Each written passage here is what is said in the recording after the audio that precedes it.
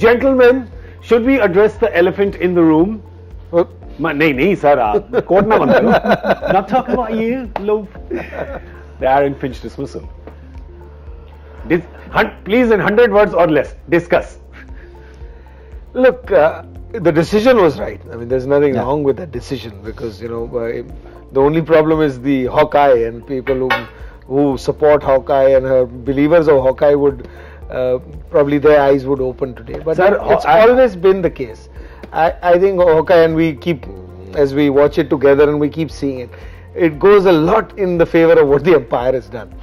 Because I think it's the ICC who decides the umpires need to have a certain number of correctness, whether they get success it right, success rate and all.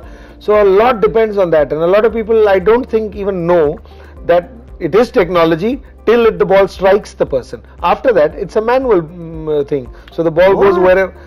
See, that's the information I have. I may be totally wrong, because I don't run Hawkeye, but it's almost been imposed on a lot of broadcasters around the world, and you saw the proof today. Because unfortunately for the Hawkeye system, you saw them show the ball move. You saw behind the curtain today. Yeah, no, and in the same frame, they showed the ball coming, which pitched somewhere else, and then the tracking came, which pitched somewhere else. That was still okay, because that could be a mat that has been put on a different side. Yeah. But I think the biggest blunder came out when the ball spun the other way. So I've never been a fan of either DRS or the Hawkeye. I'm an old timer. I've always believed in the umpire's decision should be the final. He may get it wrong many a times, and I've repeated this many a times.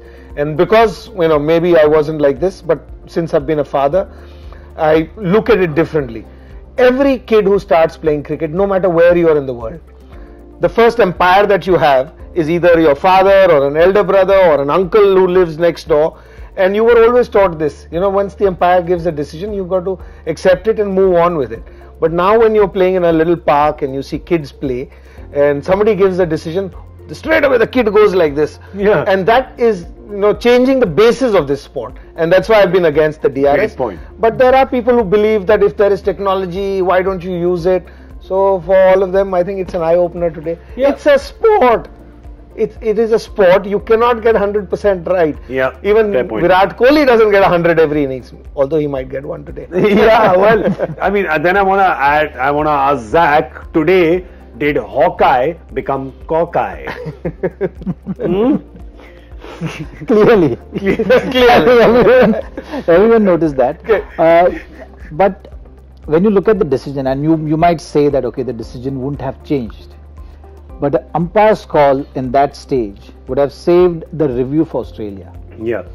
And they would have been able to use that review in case of Hanscom. Correct. Which, had he taken that review, would have been a not out.